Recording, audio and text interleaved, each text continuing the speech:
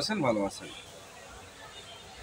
তো এক ভাই গতকালকে আমাকে কমেন্ট করছে যে দাদা, ব্যায়াম করার কত পরে খাবার খেতে হয়।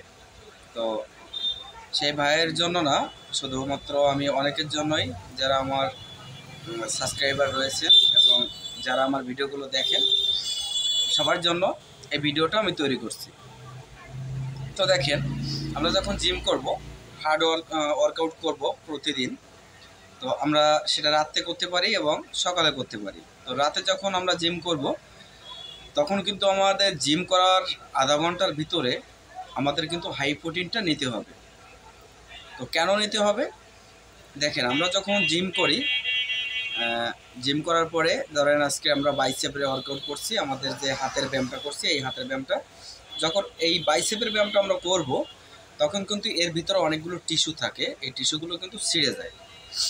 তো টিস্যুগুলো ছিঁড়ে গেলে পুনরায় কিন্তু আমাদের এই টিস্যুগুলো রিপেয়ার করার জন্য আমাদের হাই প্রোটিন ইনপুট করতে হয় শরীরের ভিতরে।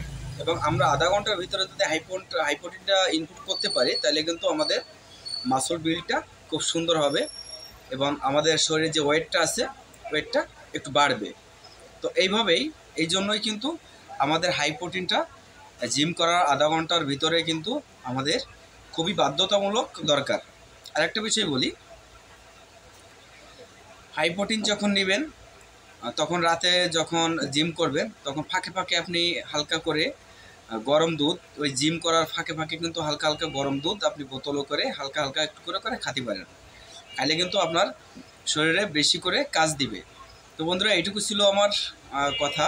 তো ভিডিওটা ভালো লাগলে চ্যানেলটা সাবস্ক্রাইব করতে ভুলবেন না। সবাইকে ধন্যবাদ।